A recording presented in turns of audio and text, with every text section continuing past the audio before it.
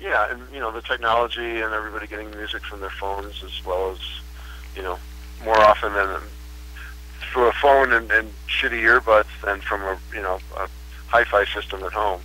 And but that's it's been good, I think, because kids are I have a 12-year-old daughter, and she's into Skrillex and the Beach Boys, or she knows every Beatles song and probably everything that's on the radio, but also some pretty weird stuff that you'd be surprised at, the dubstep or whatever, electronic dance music, even at that age. And it's a pretty good spectrum of stuff. Kids don't just get what's on top 40 radio like they used to. So I think that's really healthy. And it's made it, but it's kind of fragmented everything so much that it's hard for any one band to really get ahead that much. I think it's really almost more difficult to get a wide audience these days. It's as difficult as it's ever been. Definitely. We're really lucky. Really lucky because we sort of established ourselves before the music industry imploded. So we already had a fan base when we put this record out, and we're very lucky to still be able to say that. Yeah, absolutely. Steve, Butch had said that the elements on the new record, noisy guitars, big electronic beats, atmospheric kind of film moments, were sort of elements that you guys, sort of pioneered on the first two records. Certainly I don't believe that the new record sounds like the first two records, but certainly those elements are there. Would you agree with what Butch said? Does that make sense to you, his statement? Yeah, I don't know if I would call it pioneering. I think we took it from other people that we loved, and maybe that was it'd be a whole list of bands, and we just put it together in a sort of different way, and I think it was more unusual at the time that our first record or two came out when grunge stuff was all about the metal guitars all the time, and I don't know, just sort of more monochromatic to my ears. And we always loved Roxy Music and My Bloody Valentine and Blondie and all these things, and sort of put them together in our own combination. But I would argue that we invented it. We maybe made a couple new combinations of things, and I think people's ears are a lot more accepting of that now than maybe they were in 1996. Interesting. Was Garbage a way for you, Steve, and certainly Butch, for you to take sort of all those kind of production things you've been doing, and the things that Butch had been doing? I know that you guys work on a lot of projects together, and you guys were actually in some pre-Garbage bands. Was Garbage a way to kind of sort of bring all those production ideas and techniques and textures and guitar tones and things that maybe wouldn't have worked on a whatever it is, Foo Fighters record or whatever, and kind of, use Garbage as your own sort of little kind of sonic library, as it were? Laboratory. Yeah, sorry, yeah. Yeah, definitely, because, that's what we still, if we're sitting down having a beer somewhere, we'll still talk about so-and-so's drum sound and, how groundbreaking that was when it first came out, or God, that guitar sounds like, we're in the dressing room now. We'll just we've been trying to sort of outdo each other and find the most obscure stuff from the past that makes you stand up and go, oh my God, how did they get that sound, And we there's still just sort of a passion of how people used to make records and how they still do. And maybe because the gear was more sort of individualistic in the olden days, there was a little more room for wildly different sounds. It seems like things are a little more homogenized these days, that everybody basically has the same Pro Tools setup in their laptop, and I count myself among them. But anyway, we love the idiosyncrasies of how records are made, and the sometimes bizarre results, and that's, we still love that stuff, and that's what we did when we started the band, and that's what we still do, is try to make up our own idiosyncrasies, try to put them into a pop song.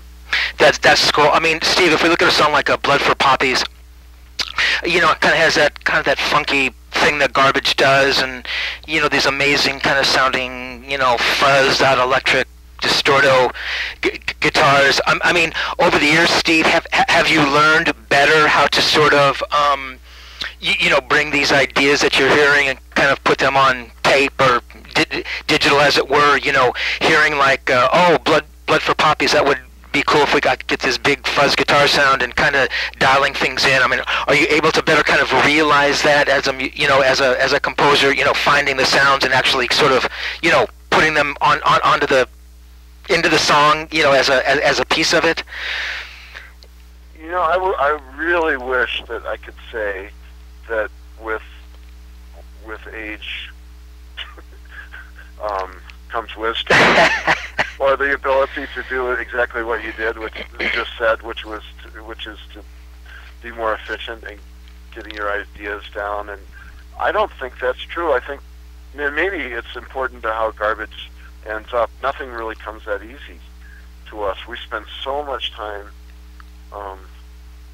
trying things and throwing them out. Oh, really? They don't work, and some of the best stuff, like some of the stuff you just mentioned in that song, happened more by accident than sort of a pre thought out, you know, concept. And you know, that kind of main riff in that song I did really quick in my home studio, and it was just one strat through a Line 6 pod. Wow. And that was it. And just direct into Pro Tools. Sounds like that would be something you could recreate really easily, but when I went to redo it again, I think we changed the tempo a bit, and I could never get that sound back, and I don't know what it is. I couldn't tell you, if you offered me $1 million, I couldn't tell you how I did it. It's like, because I wasn't really thinking, I just said, oh, that's an idea, I should put this down before I forget it. And I didn't pay any attention to how things were set or really hooked up, and maybe it was going through something else I didn't even really realize that it was. Yeah. And that's how it ended up. I think it sounds really cool, but there's no way I can even, you know, playing it now live, I almost get there, but it's never exactly the same. But it's accidents like that in the studio that make things interesting, and it often takes, you know, you try 100 things and maybe 1 or 2 of them work. That's so cool. You bring up an interesting point, Steve, about sort of, you know, what Garbage does live. You know, obviously there's, you know, a lot of these little sounds that swim in and out, and you know, the different effects on guitars. I mean, have there been songs? I mean, is there some of like the new material that is kind of difficult to pull off live? I mean, do you guys, you know, need to kind of, you know, hone in on, you know, well, what is the meat of the song, and kind of, you know, bring those to life, and other things might get left by the wayside? You're exactly right, because some of the songs have so much going on the recorded version, and live you just can't. There's only so many things you can do, and so many samples you can play while you're playing guitar. Right. And yeah, you just sort of have to realize that, well, maybe that some of those little ear candy things aren't as important as, say, the beat and the lead vocal and the bass line. That's what people are hearing when you're playing live. So, I mean, we get pretty close to how the records sound live, I think, and we work hard at that. But yeah, you're right. Sometimes it's okay to just let the little things go in favor of getting the main point across. Interesting. I mean, Steve, a song like "Felt," you know, it's one of those great anthem songs that Garbage does. You know, big melodies. I mean, the music is just so wonderful. I mean, I think what you guys do really well is that you make a song like that. It comes across as being sort of a simplistic or organic song, and yet it has these epic qualities. I mean, how does that happen? I mean, is it just, you know, is it surely looking around for different, you know, melody lines? Is it the voicings and the chords? I mean, how do you sort of create a mood like that? I mean, you know, I think a lot of that song she did. Really, I don't know if I was in the room when she did that final vocal, but she's on this album. There were a lot of vocals that were kind of her almost all the way through. In the past, we would do things over and over and over and use the best parts of each take, and sometimes it wasn't as, I don't know. I prefer going for a really good take and Gotcha. in anything, guitar or whatever instrument it is, and vocals too. And she's become such a stronger singer and more confident. She can really pull that off now. And around, so but it's a very mysterious vocal. I'm not 100% sure what it's about every time I hear it. And there's a lot of guitars. We did guitars over and over. Not trying to get perfect takes, but trying to get atmospheres that worked with I guess the lead vocal. I see. That's the main thing. I had pretty good luck on this album trying to use different. I guess Sonic Youth is a hero, a model for me. First in guitars and both of their guitars, and I guess it's Lee and Thurston, and right. They use bizarre tunings and get these sort of you don't want it to sound like everybody else, and they sort of get these real orchestral things going with just a couple of guitars, and that was sort of an attempt to emulate maybe something that like they might do, which is you get these overtones going and open string harmonics and whatever by using different weird tunings that don't necessarily make a lot of sense, but they work with the song, and that can give it an atmosphere. Tried to do that on that song anyway. Interesting. I mean, if I was a fly on the wall, Steve, and I was watching you guys do Automatic Systematic Habit, I mean, what would I see, while you guys are in the studio? I mean, is it kind of everybody out there kind of cutting stuff live, or is it just going for one of Butch's drum tracks? I mean, what is that process like for you guys? That was started by Butch. A little idea he had that he did in his home studio, and then he emails an MP3 to us, and a couple weeks later we're all in one room in LA in this it's our engineer Bush's mix space. Really, it's not like a giant real studio. It's basically two little rooms, and we're all crammed in there. In the olden days, it would have been each of us going in there more separately and trying to record everything that they could think of, and then coming together after that to sort of piece it all together and make sense of it. And this album, we were all in the same room, kind of reacting in real time to what was going on. I think that really helped us, especially in just not waste time and not take forever to make an album, because everybody was saying, that's awesome, do that again, try that, maybe with a slightly more different sound or whatever, but that idea is really good. Or that idea sucks, we're not using that, let's move on. Mm-hmm. But it was a lot quicker that way. And that song, we try a lot of different things. It's not like I don't think we ever have like, this is anybody saying, this is how the song is going to go, and this is what you play, and this is what you play, and Shirley using these words. It's definitely a four-way sort of, it's like making a painting with four people and four paintbrushes. And Gotcha. Fighting over the canvas. Yeah, right. Territory on the canvas. Right. But it's a combination. Interesting. I mean, a song like Control, Steve, kind of one of the more kind of ballad-esque pieces. The keyboards in there. Is that a harmonica in there? That is actually Butch Vig playing the harmonica. Wow. In his home studio. That's cool, man. It's kind of like a When the Levee Breaks kind of a vibe or something.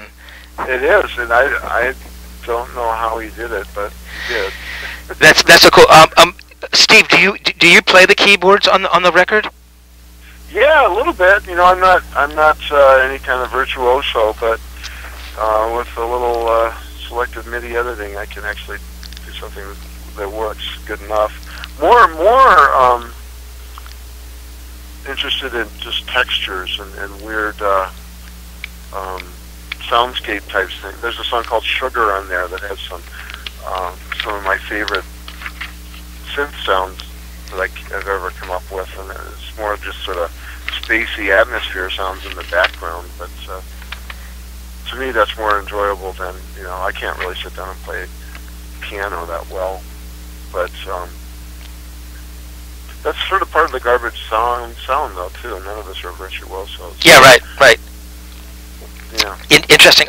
The title track, Steve, kind of has that kind of like that very kind of cool kind of spaghetti western guitar sounding intro thing, right? Which is cool. You know, again, kind of a ballad-esque thing. I mean, Shirley's vocal on that I thought was just amazing. I agree. Yeah. You do so. I mean, have you sensed? I mean, like you touched on before, Steve. I mean, Shirley really growing into her own and really becoming a real singer and kind of really understanding who she is and what she does. Mm-hmm. Yep. The question? No, it was kind of just a comment, looking for a response. I mean, you definitely. I think, you know, she did some acting. She was on a TV show during the break, and she's got heavy into acting classes. And I think to me, it seems like it gave her some confidence to really put herself out there more and maybe not be worried about what people are going to think. And maybe we all felt like that a little bit, but we didn't have much to lose, to tell you the truth. If the record hadn't turned out, we just wouldn't have put it out. But it turns out, luckily we liked how it turned out a lot and wanted to put it out. But yeah, this also comes across on stage now. She's just become this. She doesn't have off nights anymore. It's really fun. She's just enjoying herself, you know, being an artist in the studio and being an entertainer on the road, I think. You know, we knew we wanted to take sort of a remix mentality of kind of starting with, I guess, with the beat more than a lot of things, but then we knew we wanted these melodic female vocals over it, and I wouldn't have been surprised if it had turned out more sort of industrial, more Wax Trax label type at the time, but just the combination of the four people fighting over where it's going to go sort of ends up being what we are now. And I think it was a surprise how it turned out. A lot of it has to do with Shirley's voice, and it wouldn't have sounded like we did with anybody else's voice. So that's what really directs the whole thing, I think, is cheering us on. We kind of do our own thing, and never really felt like we were blazing a path for anybody else, or never felt that confident about what we're doing, except for now, we're sort of finally, you know, all these years later, sort of coming to terms with who we are better and what we're good at, and enjoying doing it, I think, more than ever. Oh, really? So maybe what you were just asking about has sort of finally happened. We've finally sort of feel like we've got our feet on the ground.